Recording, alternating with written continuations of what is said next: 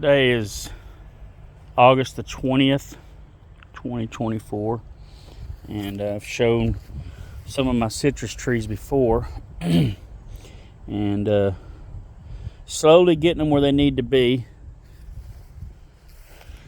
Some of them did suffer this year, first part of the summer, when I wasn't out here all the time to take care of them correctly. By that I mean watering and stuff, and coming home late in the evening after working all day and just staying in the house instead of coming out here and tending to them. So anyways, this is my Hamlin orange, and I've got one little orange still on it this year, so I don't know how well I'll be able to fruit that. I mean, keep that on there and let it do correctly. I don't think I have any fruit. Now, this did flower this year, but for the first few years, they'll drop some of them flowers, my experience. This is my pecan mandarin, and I'll be upgrading this to a bigger pot. And it does have a new branch down here, but it is above the graft union, which is down here. And I'm going to leave it. I'm going to let it bush a little bit on the bottom for right now anyways. So you can see there's a little, well, forgive my video and expertise here. So that was where a flower was, and a fruit didn't get past that stage. That's dry as a bone.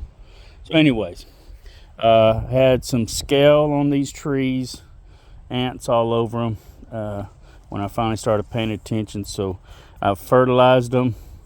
You see here the scale and some of the other stuff that's all over them caused, I'll just pull that leaf, that blackness on there and the ants and stuff. And yeah, anyway, so I got rid of all that,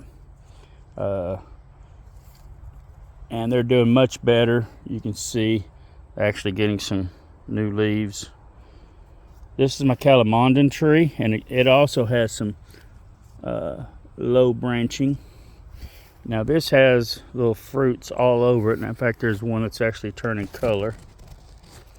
And calamandan are pretty precocious and fruit all the time, so I've got normally flowers and fruit of different stages going on at any given time. They suffered also the first part of this year, and then when I started coming here and paying a little attention to them, I started getting more response from it. So glad to see that. New leaves. That was a recent flower there in between there. I don't know if you can see that. It'll turn into a fruit. Next, I have my improved Meiwa lemon, and again we're getting some branching down low that's above the graft. I'm wanting these trees to get more bushy. I don't have any lemons on this tree right now. It did flower earlier in the year, but again it was covered with scale, and I've been trying to take care of that. I wasn't treating my babies right. So, and then this is my Orlando Tangelo.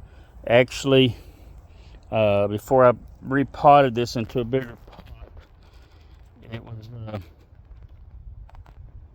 small, probably a 3-gallon pot here, and a little bit taller top pot, but it had been out. I've got it right now protected by some of this other stuff, and that's why I let this grass kind of grow up. It protects these pots from the direct sun. But it was out, the sun was hitting the pot pretty hard, and then it had fell over and probably been over for a week or two before I realized it. Like I said, I wasn't coming out here enough, and so this central leader here had died. This upper branch is taking the position of that, and looking good. Got some, again, lower branching down here that I'm going to leave. And so I'm gonna take y'all inside the greenhouse for the rest of the citrus. Now, like I said, it was on that one tree out there, had gotten a lot of sun, so some of these had done the same.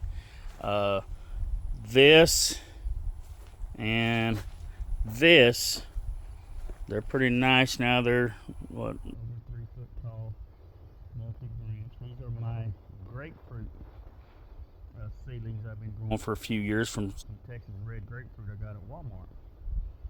And so I grew these, and I just repotted this one to there a week and a half or so ago, maybe 2 weeks now. And put a little fertilizer, and so they're looking better than they were. They're coming around.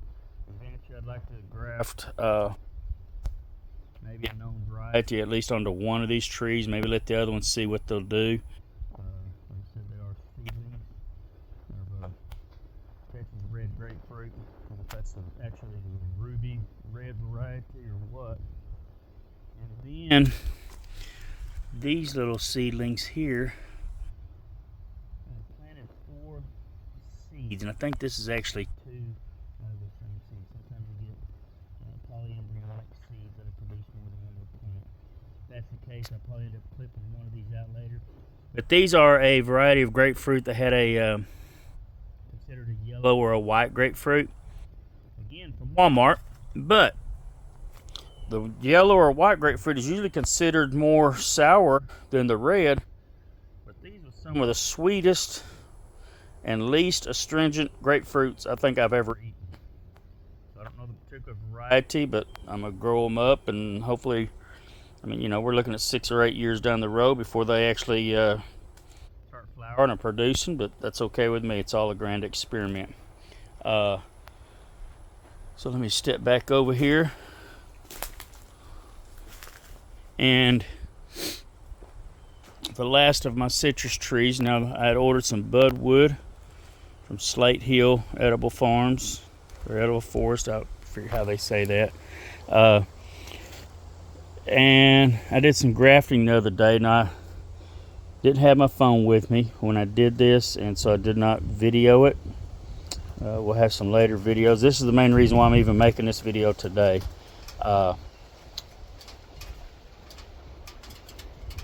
Is just to kind of document where I've grafted what on this tree. There's 2 different types of budwood grafted here, and they are kumquats. This tree is actually, and it was way bushier. I trimmed it way back, and in preparation for this, I started trimming it a week or 2 ago. Slowly, you know, trimming off and bringing it down, and cutting some stuff out of the middle. This is actually, the rootstock is actually called C22 bitters, and several years back I had bought a Meiwa kumquat that was on here, and I planted it outside in the ground, and of course it got froze back the next winter after that. I dug up the rootstock. I've been keeping it alive. That's a little different than the trifoliate and flying dragon rootstocks that a lot of people are using, but since it had been grafted on specifically by the nursery that it came from as a kumquat, that's what I wanted to graft back onto it. And so that being said, these lower branches here, there's 2 grafts here and 1 here. Now these are bud grafts, chip bud. I use the chip bud grafting instead of the T-bud, and we'll see how that goes. I've never grafted in the summertime like this, so I'm keeping it shaded, and I've got this foil kind of loosely wrapped and pinched on the ends around the graft sections, and the graft sections are wrapped in parafilm underneath there, so maybe at a later date we'll check on these. But these lower 3, like I said, 2 on this branch here. There was a fork. I put a bud graft here and here, and I don't remember where. I think some of these branches have a couple of bud grafts on the branch. So them 2 and this one are Fukumoto. I think I'm saying that correctly. Fukumoto kumquat. And excited to see how they do. And these top three, the more upright here, are Meiwa kumquat. And I'm pretty sure at least these two bigger ones have at least a couple of buds grafted into it. So again, they're chip budded, wrapped in parafilm, and then wrapped in this foil. And just wanted to show y'all what it looks like at this point. Again, I apologize that I didn't get to show y'all how the chip buds looked when I put them together. And good Lord willing, and it all comes together correctly.